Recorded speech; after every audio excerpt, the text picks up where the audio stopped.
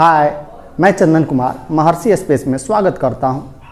जैसा कि पिछले वीडियो में मैं इंट्रोडक्शन के साथ साथ टाइप्स ऑफ मैट्रिसेस पर डिस्कस कर लिया था, तो आज हम देखेंगे, आज उपस्थित हुआ हूं एनसीईआरटी 3.1 के सॉल्यूशन के साथ, जो क्लास 12 के एनसीईआरटी 3.1 का सॉल्यूशन का फर्स्ट क्वेश्चन क्या कहता है, इस चीज़ को हम बहुत बेहतर ढंग से सीखेंगे। तो चलिए हम फोकस करते हैं पहले क्वेश्चन पर। तो यहाँ देखेंगे, कह रहा है पहला question, in the matrix A is equal to. अब यहाँ देखेंगे, यहाँ मैट्रिक्स दिया हुआ है और कह रहा है इस मैट्रिक्स के बेस पर क्वेश्चन पूछा है, कहा है कि order of the matrix, means यहाँ इस मैट्रिक्स का ऑर्डर पूछा है। फिर कह रहा है कि नंबर ऑफ एलिमेंट्स, इस मैट्रिक्स में कुल कितने एलिमेंट्स है यह पूछा है। और फिर कह रहा है right the elements A13, A21, A33। तो यहाँ थोड़ा सा ध्यान देते हैं पहले। अब यहाँ देखा जाए, नंबर ऑफ एलिमेंट्स की बात करें तो नंबर ऑफ एलिमेंट्स निकालने के लिए हम क्या करेंगे, इसके सभी एलिमेंट्स को काउंट कर लें, या उससे आसान तरीका मैं बताया था, यदि ऑर्डर पता हो तो उसको मल्टीप्लाई कर लीजिए, यानी 12। 4 में 3 से मल्टीप्लाई करेंगे तो कितना हो जाएगा, 12 हो जाएगा। इस तरह से आपका यहाँ ऑर्डर निकल कर आया 12, इसके एलिमेंट्स की संख्या 12, काउंट भी करेंगे तो 12 ही होगा, इसमें कोई दिक्कत नहीं है। अब यहाँ देखते हैं तीसरा जो क्वेश्चन है वो कहता है A13 का वैल्यू, यानी A13 का मतलब इस मैट्रिक्स का वह एलिमेंट्स जो फर्स्ट रो में है और थर्ड कॉलम में है। क्या कह रहा है, फर्स्ट रो थर्ड कॉलम के एलिमेंट्स। तो फर्स्ट रो देखिएगा, फर्स्ट रो थर्ड कॉलम, पहला कॉलम, दूसरा कॉलम, तीसरा कॉलम, किसको क्रॉस कर रहा है, 9 को। तो आपका A13 का वैल्यू कितना हो गया, 9। फिर दूसरा इसका कह रहा है A21 का मतलब वह एलिमेंट्स जो सेकेंड रो में हो और फर्स्ट कॉलम में हो। तो सेकेंड रो फर्स्ट कॉलम कहाँ क्रॉस कर रहा है, 35 पर। A21 का वैल्यू कितना हुआ, 35। क्लियर है। वैसे ही A33 यानी कि third row third column, third row third column क्या आ रहा है, -5, तो -5 हो गया। ऐसे ही A24 का वैल्यू, A23 का वैल्यू आप फाइंड आसानी से कर लेंगे। तो ये रहा आपका फर्स्ट क्वेश्चन। अब हम आते हैं सेकंड क्वेश्चन पर। तो सेकंड नंबर क्वेश्चन कहता है कि if A matrix has 24 elements, मतलब एक मैट्रिक्स में 24 एलिमेंट्स है। कह रहा है what is the possible order if it can have. तो इसका पॉसिबल ऑर्डर क्या हो सकता है, ध्यान देंगे, बहुत ही इजी है और इस पर मैं डिस्कस ऑलरेडी कर चुका हूं, तो कोई ज़्यादा दिक्कत नहीं होनी चाहिए। कह रहा है क्या कि 24 एलिमेंट्स हो। सॉल्यूशन पर हम बात कर लेते हैं। क्या बोला है, 24 एलिमेंट्स। तो क्या है, थ्योरी में मैं बता चुका हूं, फर्स्ट वीडियो में ही बता दिया था कि 24 एलिमेंट्स का मतलब है, 24 एलिमेंट्स का मतलब है इसका ऑर्डर क्या होगा, 1/24। चाहे तो 1/24 लिख सकते हैं। फिर क्या हो सकता है, 2/12 ले सकते हैं, 3/8 ले सकते हैं कि नहीं। इसका मल्टीप्लिकेशन क्या होना चाहिए, 24 होना चाहिए। तो 1/24 अर्थात ऐसा मैट्रिक्स बनाए जिसमें एक रो हो और 24 कॉलम हो, तभी 24 एलिमेंट्स हो जाएंगे। 2 रो हो, 12 कॉलम हो, तभी हो जाएगा। 3 रो हो तो 8 कॉलम होगा। अगर 4 रो लेते हैं तो कितना कॉलम लेना पड़ेगा, 6। अब देखिएगा 5 रो पर नहीं बन पाएगा, क्योंकि 5 25 हो जाएगा, 5 चौका 20, कम हो जाएगा या अधिक हो जाएगा। तो वैसे 6 से हम लेंगे, 6 रो लेंगे तो 4 कॉलम लेना पड़ेगा। 7 से नहीं बनेगा, 8 से बनेगा तो क्या होगा, 8/3 हो जाएगा। फिर 9 से नहीं होगा, 10 से नहीं है, 11 से नहीं होगा, 12/12 हो जाएगा, 12/2। फिर क्या हो जाएगा, वैसे ही 24/1। अर्थात अगर किसी मैट्रिक्स में 24 एलिमेंट्स हो तो उसको अलग अलग तरह से कितने ढंग से, 1 2 3 4 5 6 7 8 तरीका से मैट्रिक्स हम बना सकते हैं, मैट्रिक्स का कंस्ट्रक्शन कर सकते हैं। इसी में बोला है कि यदि 13 एलिमेंट्स हो तो क्या करेंगे। इसी क्वेश्चन में बोला है कि 13 एलिमेंट्स है तो क्या करेंगे। तो 13 एलिमेंट्स के लिए क्या होगा पॉसिबल ऑर्डर, तो 1/13 या 13/1, और कुछ नहीं हो सकता है, दूसरा कोई नहीं हो सकता है। वैसे ही 3 नंबर क्वेश्चन को भी देखेंगे, सेम क्वेश्चन है और कह रहा है कि यदि 18 एलिमेंट्स हो तो क्या होगा। तीसरा में भी 2 पार्ट दिया हुआ है, एक 18 एलिमेंट्स दे करके कहा और एक 5 एलिमेंट्स दे करके कहा। तो 18 के लिए हम बात करेंगे तो 1/18 हो जाएगा, होगा कि नहीं होगा बोलिए। फिर क्या होगा 2/9 हो जाएगा, 3/6 हो जाएगा, फिर क्या होगा 6/3, 9/2 और 18/1। इसके अलावा और कुछ होगा तो कमेंट करके बताइए ना क्या होगा। ऐसे मुझे नहीं लग रहा है इसके अलावा होगा, नहीं होगा।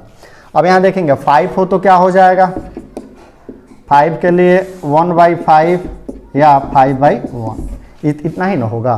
तो इस तरह से आपका 3 नंबर क्वेश्चन कंप्लीट हो गया कि पॉसिबल। अब यहाँ देखिए 4 नंबर क्वेश्चन को कह रहा है construct a 2x2 order matrix which elements are Aij। देखिएगा इसके कितने पार्ट है, 3 पार्ट में क्वेश्चन दिया हुआ है, हम बारी बारी से सबको देखेंगे। तो फर्स्ट वाला कह रहा है कि Aij is equal to i plus J का होल स्क्वायर अपॉन 2। हमें किस ऑर्डर का मैट्रिक्स फाइंड करना है। देखिए तो चौथा का सॉल्यूशन की बात करें, चौथा का वेरी फर्स्ट वाला के सॉल्यूशन की बात करें तो देखिए काफ़ी आसान है। अगर एक को मैं बढ़िया से बता देता हूं तो मुझे उम्मीद है कि बाकी आप इजीली कर लेंगे, कोई दिक्कत नहीं होगा। तो यहाँ देखेंगे पहला जो है कह रहा है क्या कि हमें एक 2x2 ऑर्डर का मैट्रिक्स बनाना है। तो हम क्या करेंगे, एक 2x2 ऑर्डर के मैट्रिक्स को लिखेंगे।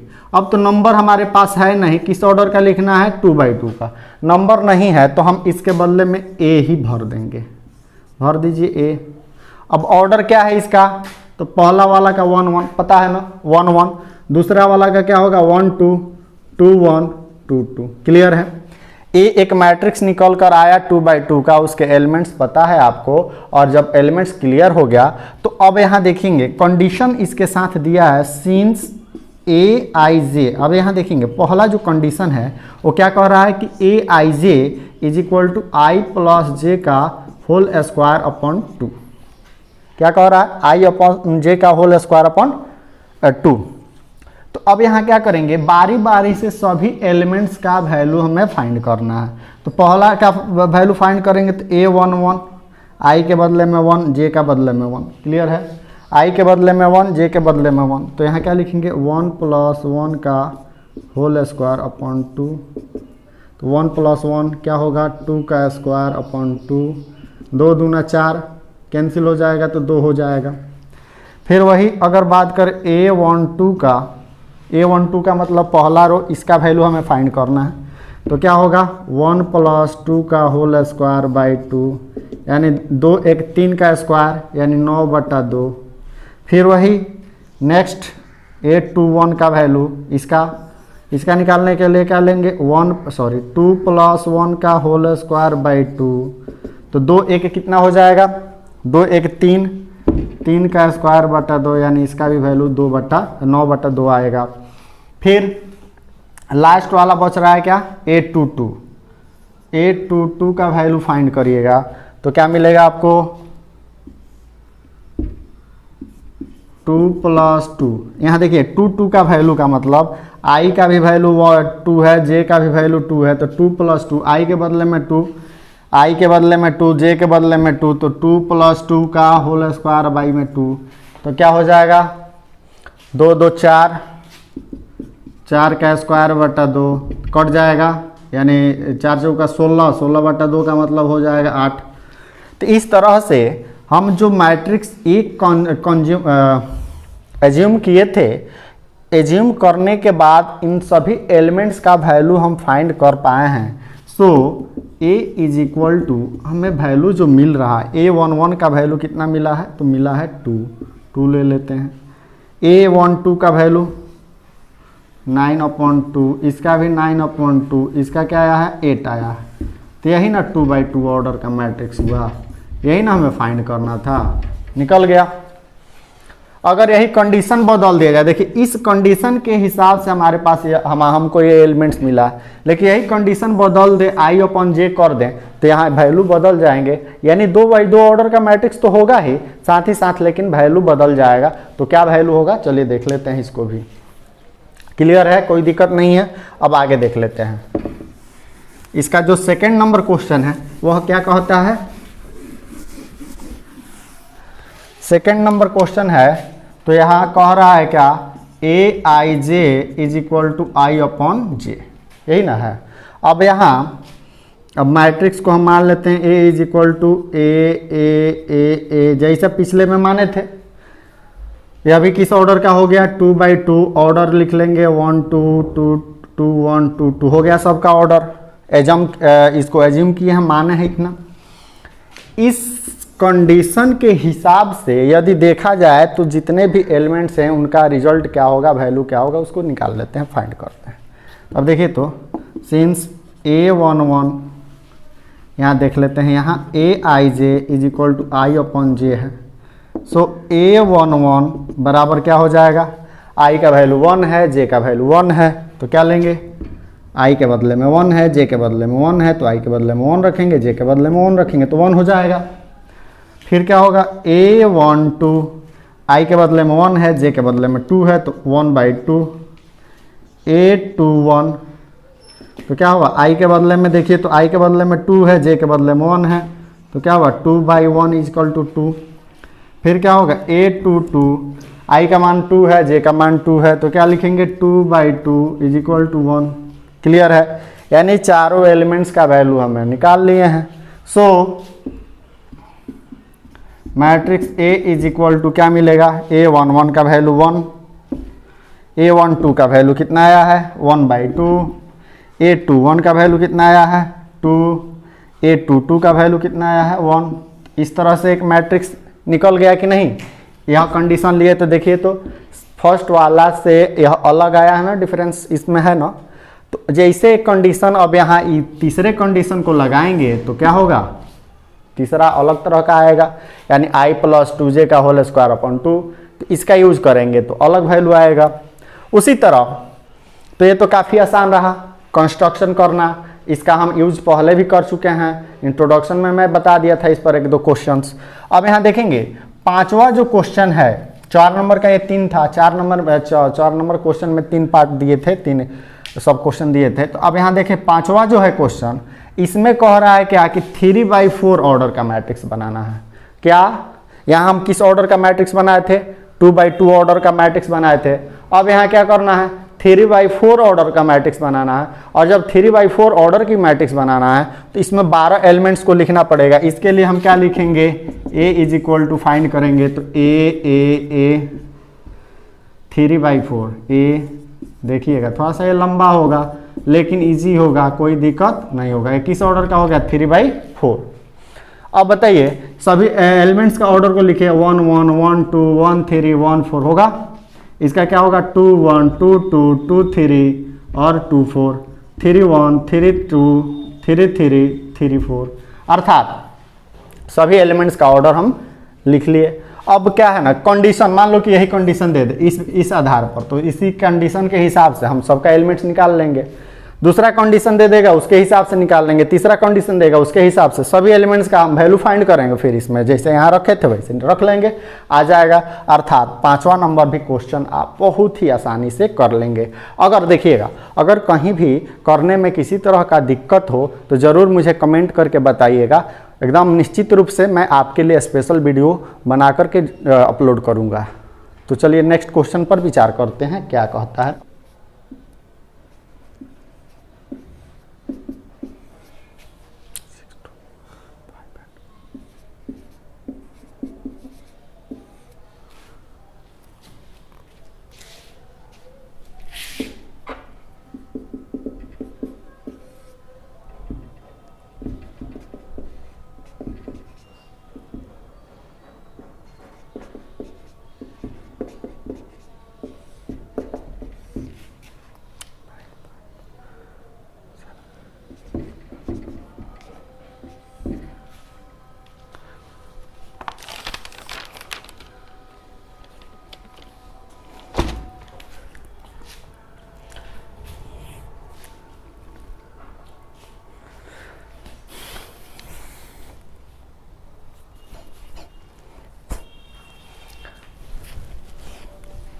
अब यहाँ चलिए, अब यहाँ हम 6 नंबर क्वेश्चन पर विचार करते हैं और यहाँ देखते हैं, कह रहा है कि find the value of x y z for each of the following equations.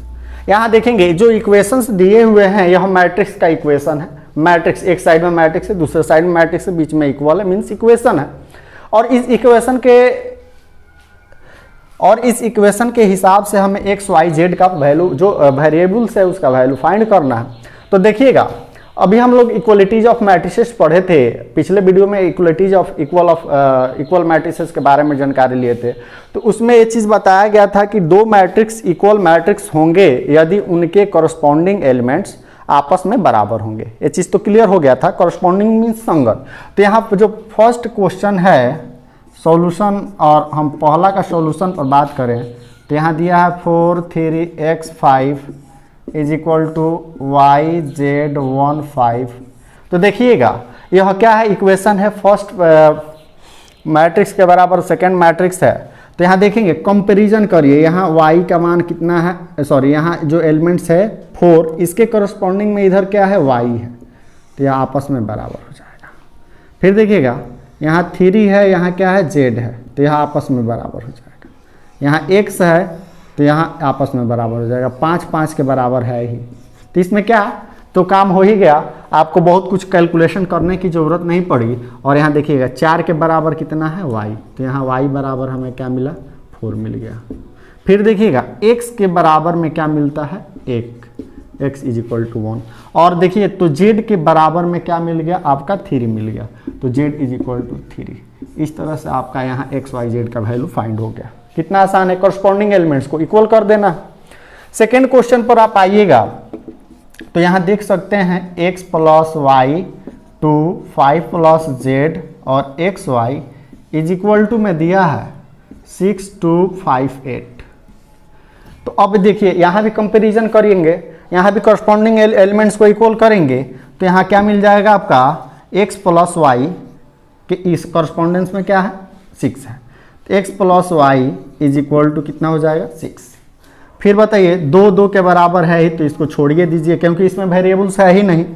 फिर देखिएगा 5 plus z is equal to 5, और यहाँ x प्लस वाई के बदले में क्या आ रहा है, 8। x plus y is equal to कितना आया, 8। अब यहाँ देखिएगा z है, आसानी से इस z को z रहने दिया जाए इधर, और 5 को दूसरी तरफ ले चला जाए तो 5 माइनस 5 इज इक्वल टू 0 आ गया ना। z का वैल्यू हम फाइंड कर लिए आसानी से, एक सिंपल था। अब देखिएगा यहाँ दो इक्वेशन बच रहे हैं, x plus y is equal to 6 और x इंटू वाई, देखेंगे थोड़ा सा मिस हुआ था, x into y is equal to 8। तो अब यहाँ इन दोनों को सॉल्व किया जाए तो क्या होगा, अगर x into y is equal to x है, 8 है, तो x इज इक्वल टू क्या होगा, 8 अपॉन वाई हो जाएगा, x is equal to 8 upon y. अब देखिए since x plus y is equal to 6 है, और यहाँ इसको हम इक्वेशन 1 मान लें, x plus y is equal to 6 है, लेकिन x का वैल्यू कितना आया है, y 8 अपॉन वाई आया है। तो हम क्या कर लेते हैं, x का वैल्यू आया है 8 अपॉन वाई, तो x के बदले में 8 अपॉन वाई रखेंगे plus y is equal to 6, since x is equal to 8 upon y. अब यहाँ सॉल्व किया जाए, बट्टा में 1 हो जाएगा, एलसीएम हमारा हो जाएगा y, और यहाँ 8 plus y square is equal to 6। कोई डाउट, नो डाउट होना चाहिए। अब यहाँ देखते हैं बाई 1 क्रॉस मल्टीप्लाई कीजिएगा, 8 plus y square is equal to 6y, या y square minus 6y plus 8 is equal to 0। कोई डाउट, डाउट तो होना नहीं चाहिए।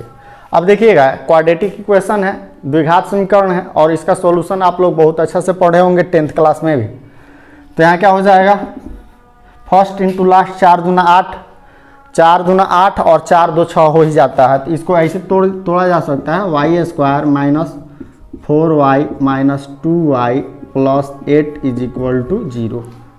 अब यहाँ से कॉमन क्या लिया जा सकता है, y का वैल्यू y कॉमन लेंगे तो y माइनस 4, फिर यहाँ से क्या कॉमन ले सकते हैं, -2, तो y minus 4 is equal to क्या होगा, 0 हो जाएगा। फिर देखते हैं नेक्स्ट स्टेप में बढ़ जाइए, y minus 2 is equal to 0, y minus 4 is equal to 0।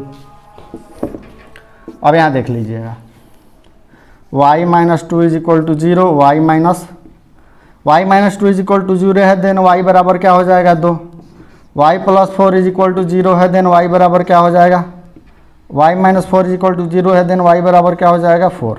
तो इस तरह से y का वैल्यू कितना मिला, दो तरह के y का वैल्यू मिला, ध्यान देने, y का कितना वैल्यू मिला है 2। अब तो x का वैल्यू क्या हो जाएगा, if y is equal to 2 then x बराबर देखिए तो 8 बटा y का मान 2 रखेंगे तो 4। फिर y इज इक्वल टू यदि क्या हो 4 हो, देन x बराबर क्या होगा 8 बटा 4 बराबर 2। तो यह निकल गया। और निकल जाने का मतलब ये हुआ कि अब आसानी से आप क्या कर सकते हैं, जो सेकंड क्वेश्चन था इसका सॉल्यूशन क्या हो जाएगा। सेकंड क्वेश्चन देखिएगा, x is equal to x is equal to 2, अच्छा नहीं तो 4 आ रहा है, y का वैल्यू क्या आ रहा है 4 नहीं तो 2, और z का वैल्यू क्या आ रहा है 0 आ रहा है। तो यही ना सॉल्यूशन हुआ। x का वैल्यू 2 लेंगे तो y का वैल्यू 4 आएगा, x का वैल्यू 4 लेंगे तो y का वैल्यू 2 आएगा, और z का वैल्यू निश्चित है और z का वैल्यू आपका 0 आया है। तो इस तरह से आपका इसका सॉल्यूशन निकल गया। वैसे ही आप चाहें तो तीसरे नंबर का भी सॉल्यूशन निकाल लेंगे। 3 नंबर क्वेश्चन को देखेंगे तो x plus y plus z is equal to 9 है, x plus z is equal to 5 है, y plus z is equal to 7 है। तो इसको भी इक्वेशन के फॉर्म में अगर इक्वलिटीज का यूज किया जाए देन क्या मिलेगा, x plus y plus z is equal to 9, x plus z is equal to मिलता है 5, y plus z is equal to मिलता है 7। यह इक्वेशन 1 हुआ, इक्वेशन 2 हुआ, इक्वेशन 3 हुआ, हो गया। अब हम क्या कर लेते हैं, since x plus y plus z is equal to 9 है ना, हम अपने से नहीं, कहाँ से इक्वेशन 1 है, लेकिन वही इक्वेशन थर्ड में आप देखेंगे y प्लस जेड का वैल्यू कितना है 7 है, y प्लस जेड का वैल्यू कितना है 7 है। तो यहाँ देखिएगा y प्लस जेड है, इसके बदले में हम किसका यूज कर सकते हैं 7 का यूज कर सकते हैं। तो यहाँ क्या हो जाएगा x प्लस, यहाँ y प्लस जेड के बदले में 7 का यूज कर ले तो क्या होगा, इज इक्वल टू में क्या मिल जाएगा हमें 9 मिलेगा, और फिर इसको उधर भेज दीजिए तो x बराबर कितना हो जाएगा 9 माइनस 7 इज इक्वल टू कितना हो जाएगा, इज इक्वल टू 2। तो हमें कितना मिल गया, x का वैल्यू 2 आ गया। अब देखिएगा, since x plus z is equal to 5 है, ये इक्वेशन सेकंड है ना, इक्वेशन सेकंड में x plus z is equal to 5 है और x का वैल्यू हम 2 निकाल ही लिए हैं, तो 2 प्लस जेड बराबर क्या हो जाएगा 5 हो जाएगा ना, होगा कि नहीं होगा। तो आप बताइए आगे z इज इक्वल टू कितना, 2 को उधर भेज दीजिए, 5 माइनस 2 इज इक्वल टू कितना हो जाएगा 3, नो डाउट। फिर क्या, अब हमें किसका निकाल लेना है y का, तो z का वैल्यू निकल गया। देखिए तो y plus z is equal to 7 है, इक्वेशन थर्ड है, बताइए यहाँ है ना, और जेड का वैल्यू कितना निकाल लिए हम 3 निकाले हैं, तो यहाँ 3 रखिए, y plus 3 is equal to 7, then y is equal to 7 plus 7 minus 3 is equal to 4। इस तरह से x y z का वैल्यू आसानी से निकल गया। सो हमें मिला x इज इक्वल टू कितना मिला हमें, x is equal to 2, y is equal to मिलता है हमें कितना, y इज इक्वल टू मिला है 4, और z इज इक्वल टू मिलता है कितना, z इज इक्वल टू 3। तो ये रहा आपका आंसर, कितना आसान है। तो इस तरह से आपका 6 नंबर क्वेश्चन का सॉल्यूशन हो गया। अब पुनः चलिए देखते हैं 7 नंबर क्वेश्चन को। कह रहा है find the value of a b c and d, a b c d का वैल्यू हमें फाइंड करना है। यहाँ वेरिएबल्स के फॉर्म में ए बी सी डी का यूज किया है, तो हमें ए बी सी डी का वैल्यू फाइंड करना है। तो चलिए देखते हैं कितना आसानी से हम इसे कर लेते हैं। जैसा कि पिछले क्वेश्चन 6 नंबर में मैं 2-3 क्वेश्चन को किया था, वैसे ही इक्वलिटीज का यूज करके यहाँ भी हम आसानी से कर पाएंगे। तो चलिए देखते हैं क्या करना होता है। तो यहाँ देखें तो a माइनस बी के बदले में क्या है, so a minus b is equal to मिलता है, यहाँ लिखेंगे सॉल्यूशन और यहाँ लिखते हैं since a minus b is equal to कितना -1, इक्वेशन 1 हो गया। 2a minus b is equal to, इसके बदले में कितना आ रहा है 0, इक्वेशन सेकंड मानिए, और 2a plus c is equal to कितना 5, 2a plus c is equal to 5, इसको थर्ड मानिए। और देखिए 3c plus D is equal to कितना है 13, इसको इक्वेशन फोर्थ मान लीजिए, है ना इजी। चारों को हमने इक्वलिटीज़ के हिसाब से क्या किया है, वैल्यू ले लिया है। अब हम क्या कर लेंगे, अब यहाँ देखेंगे इस इक्वेशन में और इस इक्वेशन में दोनों का वेरिएबल सेम है, तो ये क्वाड्रेटिक इस लीनियर इक्वेशन इन 2 वेरिएबल्स हो जाएगा। 2 चर वाले रैखिक समीकरण जो 10th क्लास में आपने इस तरह के सॉल्यूशन को पढ़ा है। तो अब यहाँ इसका सॉल्यूशन हम कैसे कर लेंगे, यहाँ since a minus b is equal to -1, 2a minus b is equal to 0, equation 1 हुआ, इक्वेशन 2 हो गया। इसका सॉल्यूशन हम पहले करेंगे। जैसे इसका सॉल्यूशन करेंगे काम आसान हो जाएगा, बहुत ही आसान हो जाएगा। देखिए तो आपको यहाँ क्या कर लेते हैं, सब्ट्रैक्ट कर लेते हैं। सब्ट्रैक्ट मीन्स घटाते हैं, तो यह माइनस हो जाएगा, प्लस होगा या माइनस, तो ये देखिए कैंसिल हो जाएगा। a से 2a जाएगा तो क्या होगा, -a is equal to -1। So a बराबर क्या मिला, माइनस माइनस कैंसिल हो जाएगा तो 1, a का वैल्यू हमें निकल गया 1। अब देखिए तो b का value, putting the value of a in 1, putting the value of a in equation first. अब यहाँ देखेंगे जब a के वैल्यू को इक्वेशन फर्स्ट में रखेंगे तो b का वैल्यू आसानी से फाइंड हो ही जाएगा। तो a का वैल्यू इक्वेशन फर्स्ट क्या कहता है, देखिए तो a minus b is equal to -1। a का वैल्यू कितना फाइंड हुआ है आप बताइए, तो a is equal to 1 find हुआ है। तो हम यहाँ क्या कर लेते हैं, 1 minus b is equal to -1, क्योंकि a का वैल्यू 1 है तो इसलिए a का वैल्यू हमने 1 रख लिया है। अब यहाँ इसका सॉल्यूशन कर लेते हैं तो क्या हो जाएगा, 1 minus b is equal to -1 तो आया है। अब हम क्या माइनस बी को इधर आने देते हैं, 1 को दूसरे तरफ ले चलेंगे तो क्या हो जाएगा, -1 ए तो रहेगा ही, यह जब आएगा तो -1 इज इक्वल टू क्या हो जाएगा, -2। सो माइनस से माइनस कैंसिल हो जाएगा, तो b इज इक्वल टू हमें क्या मिला 2। पहला यहाँ देखेंगे a का वैल्यू कितना मिल गया है 1 और b का वैल्यू कितना निकल गया 2। अब यहाँ c का वैल्यू निकालने के लिए तो देखिए तो 2a plus c is equal to 5 है, इक्वेशन थर्ड में 2a plus c is equal to 5 है। जैसे a का वैल्यू हम यहाँ पुट करेंगे c का वैल्यू निकल जाएगा। तो अब यहाँ फिर क्या लिखते हैं, putting the value of a in equation third, यानी इक्वेशन थर्ड में हम a के वैल्यू को पुट करते हैं। तो देखेंगे इक्वेशन थर्ड क्या है, 2a plus c is equal to 5 है और a का वैल्यू कितना निकल कर आया है 1 आया है। तो हम क्या कर लेते हैं, 2 into 1 plus c is equal to 5, अर्थात c इज इक्वल टू यहाँ 2 1 जा 2 यानी 2 ही हुआ, इसको दूसरे तरफ ले चलें तो क्या हो जाएगा 5 minus 2 is equal to 3। So c is equal to क्या आया 3, c का भी वैल्यू निकल गया। अब यहाँ देखिएगा d का वैल्यू निकालना है, d का मतलब 3c प्लस d। अब यहाँ c का वैल्यू निकल गया तो d का भी वैल्यू निकल जाएगा। अब अगेन हम क्या करेंगे, putting the value of c in equation 4। चौथा इक्वेशन में हम पुट करते हैं तो क्या चौथा इक्वेशन है 3c plus D is equal to 13। 3 into C का वैल्यू कितना है 3 है, plus D is equal to कितना है 13। तो 3 3 जा कितना हो जाएगा 9 हो जाएगा ना, 9 plus D is equal to 13। So d is equal to 9 को दूसरे तरफ ले चलो, 13 माइनस 9 इज इक्वल टू 4।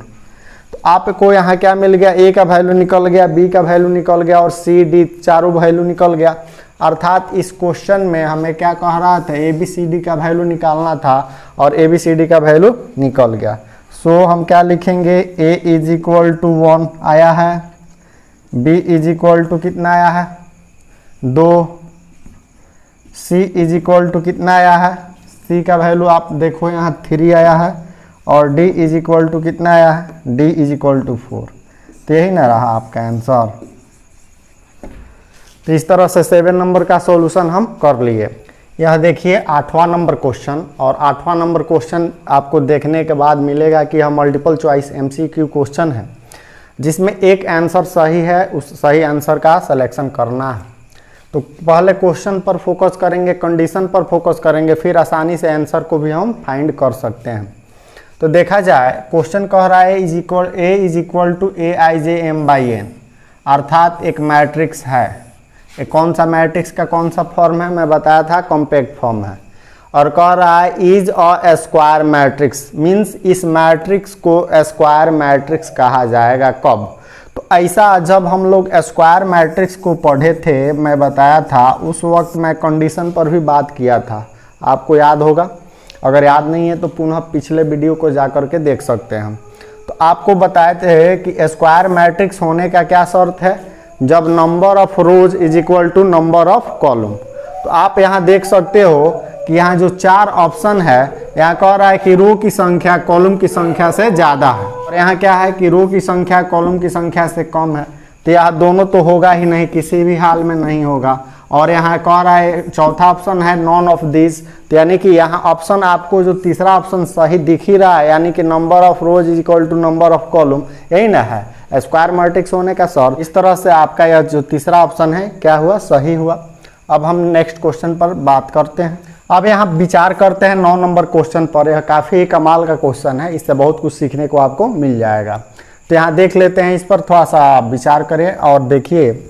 कह रहा which of the given value of x and y makes the following pair of matrices are equal.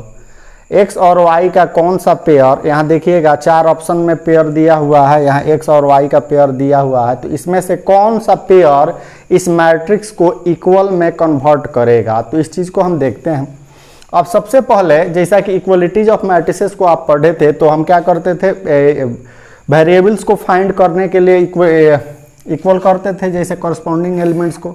अब यहाँ देखेंगे 3x + 7 के करस्पॉन्डेंस में क्या है, 0 है।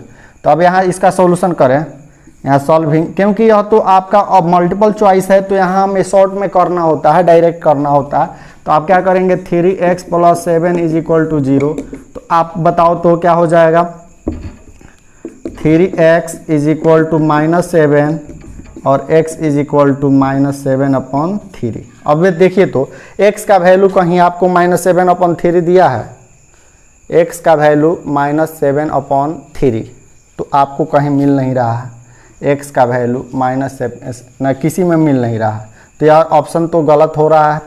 फिर नेक्स्ट अगर दूसरा x का वैल्यू फाइंड करते हैं, तो दूसरा क्या है, 2 - 3x इज इक्वल टू कितना है, 4 है। तो क्या हो जाएगा, 3x को दूसरे तरफ ले चलिए, 4 को इधर लाइए, तो क्या होगा, 2 - 4 इज इक्वल टू 3x। तो इस तरह से x का वैल्यू कितना हो जाएगा, यहाँ देख सकते हो 3x इज इक्वल टू 2 से 4 जाएगा, तो क्या हुआ, -2, और x का वैल्यू आपका हो जाएगा -2/3। तो x का वैल्यू आपको मिल रहा है क्या, कहीं देखिए तो x का वैल्यू -2/3 इसमें मिल रहा है, सी ऑप्शन में।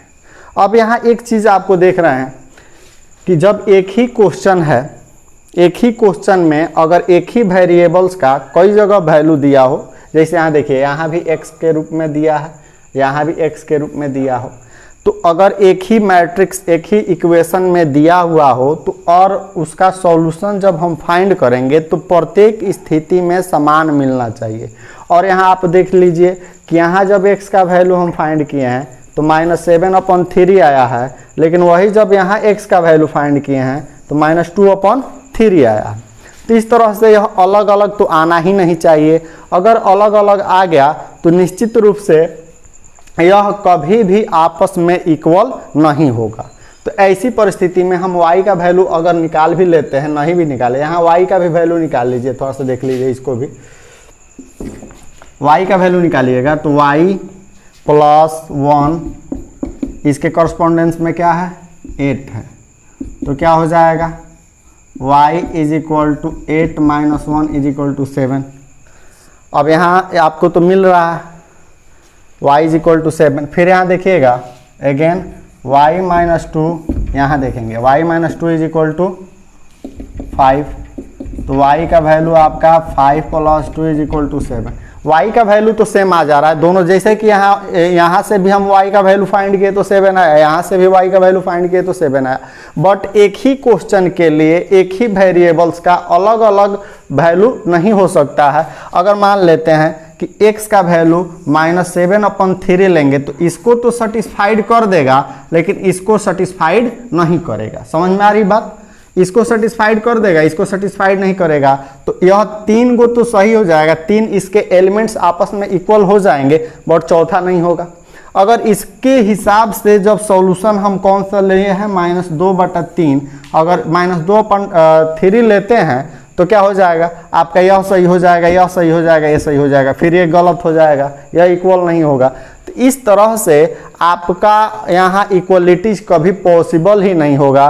तो हम क्या लिखेंगे, यह भी ऑप्शन सही नहीं होगा। तो यानी कि क्या होगा, नॉट पॉसिबल टू फाइंड, यानी इसको निकाल पाना कठिन है, पॉसिबल नहीं है, संभव नहीं है। तो अब यहाँ देखते हैं 10 नंबर और इस एक्सरसाइज का सबसे अंतिम क्वेश्चन पर कह रहा है क्या कि the number of all possible matrices of order 3/3 with each entry 0 और 1। क्वेश्चन को समझिए, कह रहा है कि हमें एक 3/3 ऑर्डर का मैट्रिक्स बनाना है, कुल कितने संभव तरीका से बनाया जा सकता है। तो यहाँ ऑप्शन में है, पहला ऑप्शन है 27, 18, 81, 512। अब यहाँ हम देख लेते हैं, काफ़ी आसान है। और इस तरह के क्वेश्चन आए, अगर नंबर बदल करके आए, ऑर्डर बदल करके आए, तो किसी तरह के क्वेश्चन आए तो आप सॉल्यूशन आसानी से कर लो। इसके लिए मैं एक ट्रिक बता दूंगा। तो सबसे पहले हम बात करते हैं, मान लेते हैं एक मैट्रिक्स ए है जिसे किस ऑर्डर का बनाना है, इस एक क्वेश्चन के अकॉर्डिंग 3/3 ऑर्डर का। तो 3/3 का तो बताइए, इसमें 9 एलिमेंट्स तो होगा ही। 9 एलिमेंट्स के लिए हम 9 कुर्सी रख लेते हैं, 9 प्लेस बना लेते हैं, यह 3/3 ऑर्डर का। अब यहाँ जब 3/3, अब यहाँ देखेंगे इन 9 जगहों को भरने के लिए हमारे पास 2 ही नंबर है, 0 नहीं तो 1। यानी कि फर्स्ट प्लेस को भरने के लिए, फर्स्ट प्लेस को हम किससे भर सकते हैं, या तो 0 से भर सकते हैं या 1 से भर सकते हैं। सेकेंड प्लेस को भी वैसे ही भर सकते हैं 0 और 1 से, थर्ड प्लेस को भी वैसे ही भर सकते हैं। यानी प्रत्येक प्लेस को या तो 0 से भरेंगे या 1 से भरेंगे। तो बताइए इसको भरने के कुल कितने ऑप्शन है, 2। इसको भी भरने के कुल कितने ऑप्शन है, 2। अर्थात सभी नंबर को, सभी प्लेस को भरने के लिए हमारे पास पॉसिबल नंबर, पॉसिबल एंट्री कितने हैं, 2 है। तो इस तरह से कुल सभी जगहों को भरने के लिए 2 ऑप्शन है। तो इस तरह से इसके सॉल्यूशन, यानी कि आप जब परमुटेशन कॉम्बिनेशन पढ़े होंगे उसको रिकॉल करिए, और वहाँ आपको चीज़ देखने को मिल जाएगा। जब इस तरह के कंडीशंस होते हैं तो हम क्या करते हैं, सभी को आपस में मल्टीप्लाई कर लेते हैं। तो 2 को कितना बार मल्टीप्लाई करना पड़ेगा, 9 बार। यानी क्या होगा, 2 × 2 × 2 कितना बार, 9 टाइम्स। और 9 टाइम्स का मतलब क्या हुआ, 2 के पावर 9, और 2 के पावर 9 का मतलब क्या हुआ, 512 आंसर। अर्थात हमारा जो ऑप्शन नंबर डी है, अंतिम ऑप्शन है, यह क्या हो जाएगा, सही हो जाएगा। लेंगे यदि आपको वीडियो अच्छा लगा तो अपने दोस्तों तक शेयर करें और चैनल को सब्सक्राइब करते हुए लाइक का बटन जरूर दबाएं। धन्यवाद।